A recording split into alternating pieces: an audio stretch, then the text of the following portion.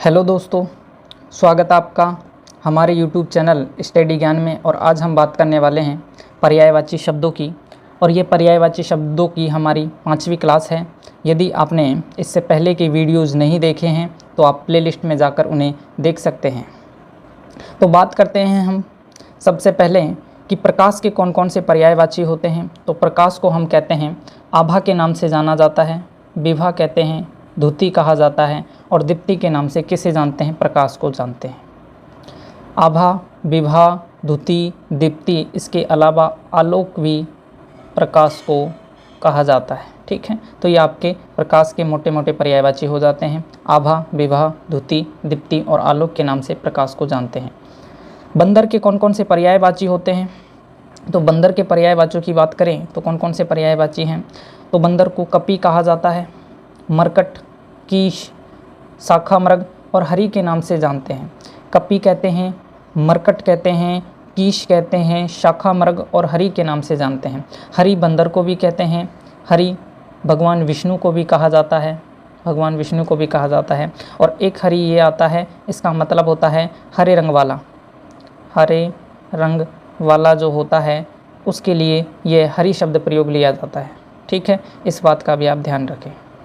अब बात करते हैं कि बहिन के कौन कौन से पर्यायवाची होते हैं। तो बहिन को हम भगनी के नाम से जानते हैं, बांधवी कहते हैं, सहोदरा कहते हैं और सहगर्भिणी के नाम से जाना जाता है। सहोदरा की बात करें तो इसमें गुण संधि है। यदि इसको तोड़ते हैं तो हमारे पास शब्द निकलता है सह, धन, उदर शब्द निकलता है। सह का मतलब होता है समान और उदर का मतलब होता है गर्भ या पेट। ठीक है, तो समान गर्भ से उत्पन्न होने के कारण इसे क्या कह दिया? सहोदरा के नाम से जाना जाता है बहन को। और सहगर्भिणी यानी कि समान गर्भ से उत्पन्न होने के कारण भी इसको सहगर्भिणी कहा जाता है। तो ये बहन के पर्यायवाची हो जाते हैं आपके।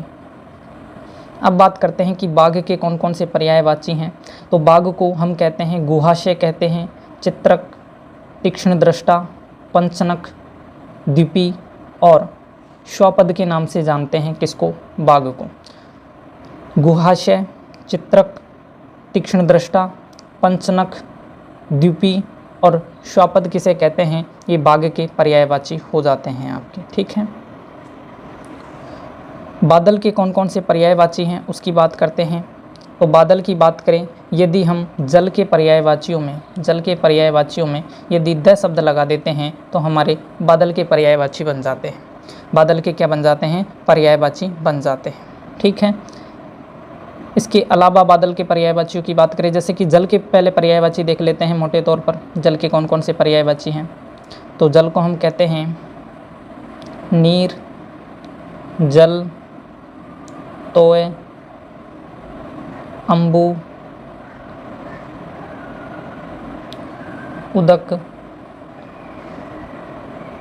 आदि नामों से जानते हैं। ठीक है, यदि इनमें आप लगा दे द शब्द का प्रयोग करते हो तो ये आपके जल के पर्यायवाची बन जाते हैं। ठीक है,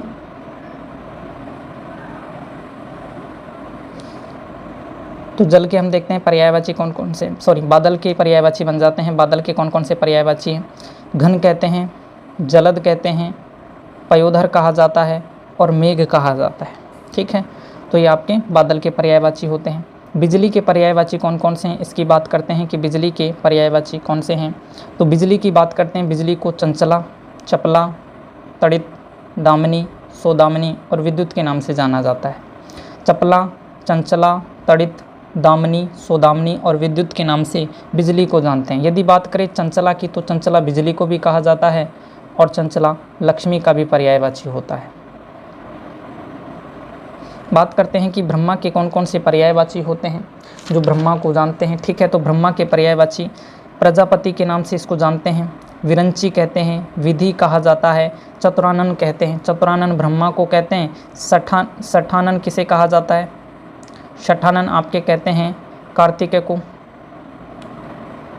को कहा जाता है। सठानन कार्तिकेय को कहते हैं। चतुरानन ब्रह्मा जी को कहा जाता है। पंचानन किसको कहते हैं? पंचानन हनुमान जी को कहा जाता है।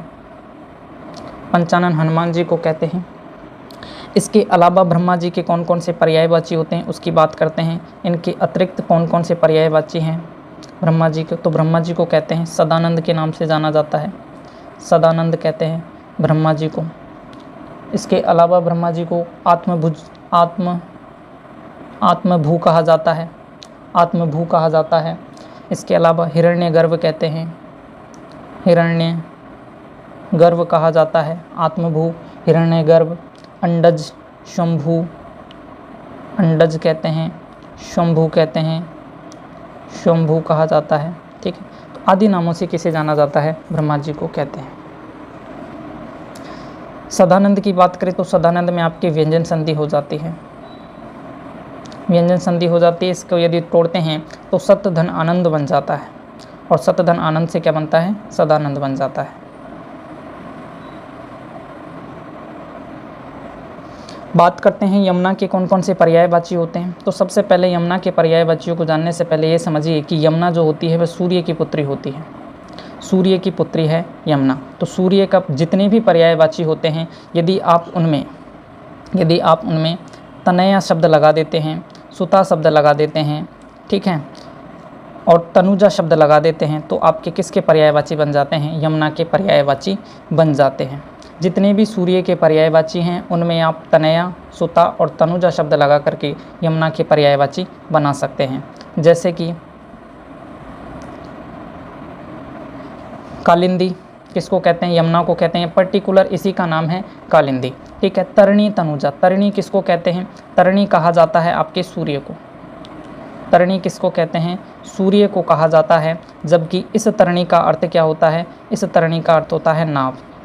ठीक है, इस तरणी का अर्थ होता है नाव, और इस तरणी का मतलब क्या होता है? सूर्य होता है। और एक होता है तरुणी, एक होता है तरुणी, इसका मतलब होता है स्त्री या महिला जो होती हैं उसको कहते हैं। ठीक है, तो तरणी मतलब होता है सूर्य, और इसमें हमने तनुजा शब्द लगाया तो क्या बन गया? सूर्य की जो पुत्री है वो कौन है? आपकी यमुना हो जाती है। ठीक है, तो ऐसे ही आप बना सकते हैं इसको। कालिंदी, तरणी, तनुजा, रवि तनया, इसमें रवि सूर्य का पर्यायवाची, सूर्य सुता, अर्कजा, और कृष्णा के नाम से किसे जानते हैं? आपके यमुना को जानते हैं। अर्क किसका पर्यायवाची है? सूर्य का पर्यायवाची। ठीक है, तो गरीब के कौन कौन से पर्यायवाची होते हैं? अब बात करते हैं कि गरीब के कौन कौन से पर्यायवाची होते हैं। तो गरीब को रंक कहते हैं, अकिंचन कहा जाता है, दरिद्र कहते हैं, दरिद्र कहते हैं। ठीक है, तो रंक, अकिंचन, दरिद्र आदि नामों से किसे जानते हैं हम? गरीब के पर्यायवाची होते हैं और गरीब को जाना जाता है। राजा के कौन कौन से पर्यायवाची होते हैं? नरेश, नरेंद्र, नृपति, महिपाल और भूप के नाम से किसे जाना जाता है? राजा को जाना जाता है। राजा को आप प्रजा भी कह सकते हैं। तो नरेंद्र, नरेश, नृपति, महिपाल, भूप और प्रजा के नाम से किसे जाना जाता है? राजा को जाना जाता है। रात के पर्यायवाची कौन कौन से होते हैं? बात करें यदि रात के पर्यायवाची, तो रात को कहते हैं छपा, विभावरी, रजनी, राका, यामा, शर्वरी, त्रिमिश्रा और तमा के नाम से किसे जानते हैं? रात को जाना जाता है। सबसे ज़्यादा पूछा जाने वाला जो शब्द है वो है आपका विभावरी। सबसे ज़्यादा पूछा जाता है, किसको कहते हैं? रात को कहा जाता है। ठीक है, तो विभावरी आप ध्यान रख लेना, ये रात का मोस्ट इम्पोर्टेंट पर्यायवाची होता है। लक्ष्मी के कौन कौन से पर्यायवाची होते हैं? लक्ष्मी को इंदिरा कहते हैं, कमला, पद्मा, विष्णुप्रिया, श्री, सिंधुजा, रमा आदि नामों से जाना जाता है। इसके अलावा लक्ष्मी को चंचला भी कहते हैं, चंचला बिजली को भी कहा जाता है और लक्ष्मी को भी कहा जाता है। अब बात करते हैं कि वज्र के कौन कौन से पर्यायवाची होते हैं। तो वज्र को असनी कहते हैं, ऐशनी कहते हैं, कुलीस कहा जाता है, दम्भोली कहते हैं, पवी, विदुर और भेदी के नाम से किसे जाना जाता है? वज्र को जानते हैं। ठीक है, इसमें से आपके कुलिस जो है वो आपका मोस्ट इम्पोर्टेंट हो जाता है कि कुलिस किसका पर्यायवाची होता है? वज्र का पर्यायवाची होता है। विद्वान को क्या क्या कहा जाता है? तो विद्वान के पर्यायवाचियों की बात करें तो विद्वान को पंडित कहते हैं, कोविद, विदुष, प्राज्ञ, सुधी के नाम से जानते हैं। पंडित कहते हैं, कोविद कहते हैं, विदुष कहते हैं, प्राज्ञ कहते हैं और सुधी के नाम से जाना जाता है। ये सब आपके विद्वान के पर्यायवाची हो जाते हैं। अब बात करते हैं कि विष्णु के कौन कौन से पर्यायवाची होते हैं। विष्णु को चक्रपाणी के नाम से जानते हैं, जनार्दन कहते हैं, मधुसूदन, रमेश और हरि के नाम से जाना जाता है। हरि विष्णु को भी कहा जाता है, हरि बंदर को भी कहा जाता है, विष्णु को भी कहते हैं और बंदर को भी क्या कहा जाता है, हरि कहा जाता है। ठीक है। चक्र का मतलब होता है जिसके हाथ में चक्र हो, पानी का मतलब होता है हाथ, चक्र का मतलब होता है चक्र और पानी का मतलब होता है हाथ। जिसके हाथ में चक्र हो उसे क्या कहते हैं, विष्णु कहा जाता है या चक्रपाणी कहते हैं। जनार्दन की यदि बात करें तो जनार्दन को यदि हम तोड़ते हैं तो इसमें से आपको देखने को मिलेगा, मूल शब्द तो देखने को मिलेगा जन, और अर्दन में टूट जाता है। इसमें कौन सी संधि है, तो दीर्घ संधि का ये उदाहरण है। जनार्दन का जो अर्थ होता है वो होता है लोगों के कष्टों को दूर करने वाला जो होता है उसे हम कहते हैं जनार्दन कहते हैं। ठीक है। तो जनार्दन भगवान विष्णु का पर्यायवाची होता है। रमा का जो ईश होता है वो कौन होता है, भगवान विष्णु होता है, इसलिए इसको रमेश भी कहते हैं। वृक्ष के कौन कौन से पर्यायवाची होते हैं, वृक्ष को विटप कहा जाता है, रुख, द्रुम, तरु, गाछ आदि नामों से जाना जाता है किसको, वृक्ष को, जिसमें से आप विटप जो है आपके लिए इम्पोर्टेंट हो जाता है। बात करते हैं समुद्र के कौन कौन से पर्यायवाची होते हैं। समुद्र को उद्धी, पयोधी, पारावार, रत्नाकर, सागर और सिंधु के नाम से जाना जाता है। उद्धी, पयोधी, पारावार, रत्नाकर, सागर और सिंधु के नाम से किसे जानते हैं, समुद्र को जाना जाता है। ठीक है। तो ये समुद्र के पर्यायवाची होते हैं। यदि बात करें कि पारावार, पारावार समुद्र को कहते हैं, जबकि पारावत, पारावत किसे कहा जाता है, तो ये आपके कबूतर का पर्यायवाची होता है। कबूतर का पर्यायवाची पारावत कबूतर को कहते हैं और पारावार समुद्र को कहा जाता है। बात करते हैं कि सरस्वती के पर्यायवाची कौन कौन से होते हैं, तो सरस्वती को गिरा, भारती, वीणापाणी, शारदा आदि के नाम से जानते हैं।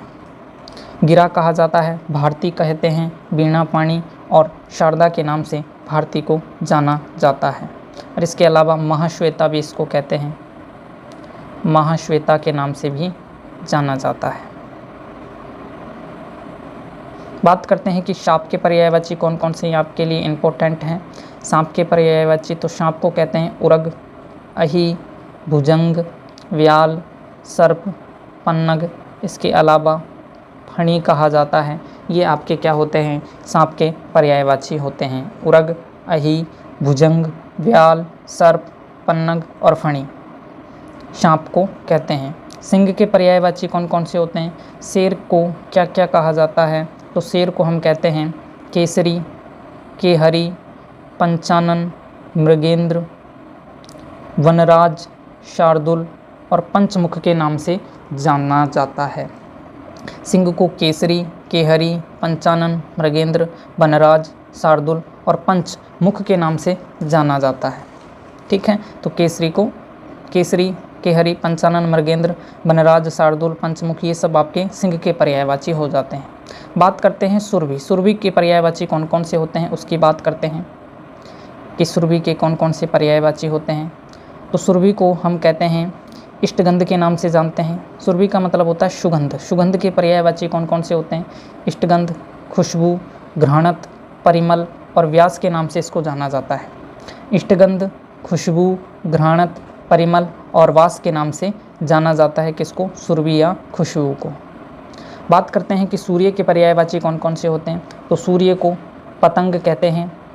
पतंग इसके अलावा पक्षी को भी कहा जाता है, पक्षी का भी पर्यायवाची होता है और सूर्य का भी पतंग पर्यायवाची होता है। मार्तंड कहते हैं आदित्य, आदित्य इसके अलावा सूर्य को भी कहा जाता है। देवता को भी पर्यायवाची होता है, देवता का भी पर्यायवाची होता है। अंशुमाली कहते हैं और रवि के नाम से जाना जाता है सूर्य को। इसके अलावा एक आता है प्रभाकर। प्रभाकर भी किसके कहा जाता है, सूर्य को कहते हैं। सविता भी सूर्य को कहते हैं, जबकि सरिता किसे कहा जाता है, नदी को कहा जाता है। ये आपके नदी का पर्यायवाची होता है। तो आपके लिए एक सविता इम्पोर्टेंट है और प्रभाकर भी आप ध्यान रख लेना किसे कहते हैं, सूर्य को कहा जाता है। ये आपके सूर्य के इम्पोर्टेंट पर्यायवाची होते हैं। बात करते हैं कि हनुमान के पर्यायवाची कौन कौन, स्वर्ग के पर्यायवाची सेना के पर्यायवाची कौन कौन से होते हैं। तो सेना को कहते हैं अनि, कटक, चमू, वाहिनी और फौज के नाम से किसे जाना जाता है, सेना को जानते हैं। अनी, कटक, चमू, वाहिनी, फौज के नाम से जानते हैं किसको? सेना को जाना जाता है। स्वर्ण के पर्यायवाची कौन कौन से होते हैं? तो सोने को क्या क्या कहते हैं, स्वर्ग को क्या क्या कहा जाता है? स्वर्ग को हम किन किन नामों से जानते हैं? तो स्वर्ग को कहते हैं अमरावती, धो आकाश को भी कहा जाता है, तो आकाश का भी क्या हो जाता है? पर्यायवाची होता है धो। इसको नाक कहते हैं, परमधाम, बैकुंठ, इंद्रपुरी के नाम से जाना जाता है। किसके नाम से? इंद्रपुरी के नाम से जानते हैं। बैकुंठ कहते हैं, परमधाम कहते हैं, नाक के नाम से जानते हैं, धो कहते हैं और अमरावती के नाम से स्वर्ग को जाना जाता है। हनुमान के कौन कौन से पर्यायवाची होते हैं? बात करें हनुमान के, तो हनुमान को कहते हैं कपीश के नाम से जाना जाता है, मारुति कहते हैं वज्रांग के नाम से। हनुमान के वैसे तो कई सारे पर्यायवाची हैं, लेकिन आपको इम्पोर्टेंट की बात करें तो कपीश, मारुति और वज्रांग ध्यान रख लेना है। इसके अलावा अभी हमने देखा था कि कपी किसे कहते हैं? बंदरों को कहते हैं, और कपीश किसे कहा जाता है? हनुमान को कहते हैं। तो कपी प्लस ईश बन जाता है कपीश। कपीश में कौन सी संधि हो जाएगी? आपकी दीर्घ संधि का ही उदाहरण हो जाएगा। ठीक है, बात करते हैं हाथी के कौन कौन से पर्यायवाची होते हैं। हाथी को द्युरद कहते हैं, कुंभी, कुंजर, वितुंड, मातंग, नाग, वारण। इसके अलावा सिंदूर कहते हैं, सिंदूर भी हाथी को कहा जाता है। ये आपके हाथी के पर्यायवाची हो जाते हैं। नाग हाथी को भी कहते हैं, नाग सर्प को भी कहा जाता है और नाग पहाड़ को भी कहते हैं। तो ये नाग जो है वो हाथी का भी पर्यायवाची होता है, सांप का भी पर्यायवाची होता है और पहाड़ का भी पर्यायवाची होता है। तो इस बात का ध्यान रख लेना। तो ये आपके हाथी के पर्यायवाची हो जाते हैं। हिमालय के कौन कौन से पर्यायवाची हैं? तो हिमालय को हम कहते हैं नगपति, पर्वतराज, हिमगिरी, हिमाद्री और नगराज के नाम से जाना जाता है। हिमाद्री की बात करें तो इसको यदि हम तोड़ते हैं तो हिम, धन, अद्री शब्द निकलता है। हिम का मतलब होता है बर्फ और अद्री का मतलब होता है अंचल। ठीक है, तो बर्फ का जो पहाड़ होता है या अंचल जो होता है उसे क्या कहते हैं? हिमाद्री कहा जाता है। ठीक है, तो इसमें कौन सी संधि हो जाएगी? इसमें आपकी दीर्घ संधि हो जाती है। ठीक है, ये आपके हिमालय के पर्यायवाची हैं।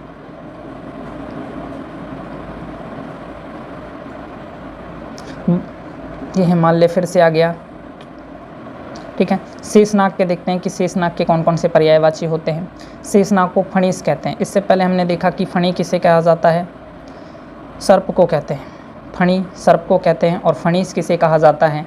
शेषनाग को कहते हैं। फणीश शेषनाग को भी कहते हैं और फणीश शिव जी को भी कहा जाता है।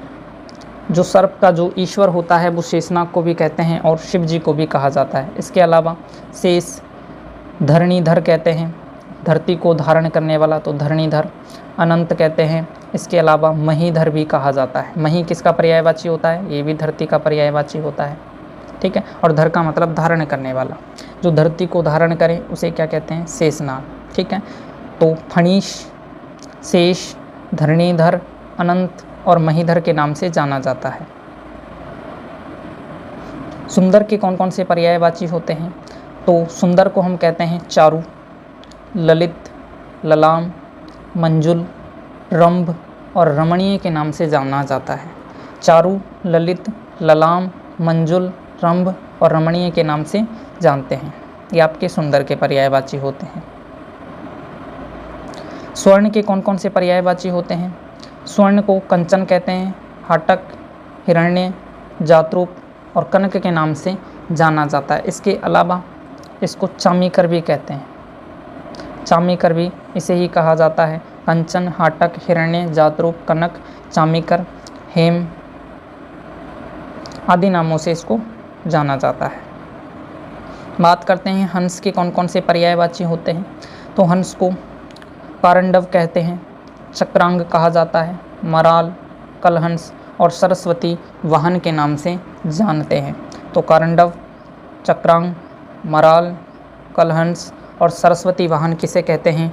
हंस को कहा जाता है। ये आपके हंस के पर्यायवाची हैं।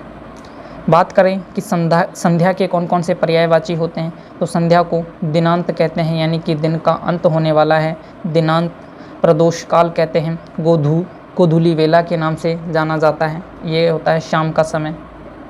शाम का समय जो होता है उसे क्या कहते हैं? गोधूली वेला के नाम से जानते हैं। ठीक है, तो दिनांत, प्रदोष काल और गोधूली वेला के नाम से जाना जाता है। तो ये थे हमारे आज के प्रमुख पर्यायवाची। आशा करता हूँ कि आपको वीडियो पसंद आई होगी। यदि आपको वीडियो पसंद आई है तो प्लीज़ इसे लाइक शेयर करें और ज़्यादा से ज़्यादा दोस्तों तक पहुँचाएँ।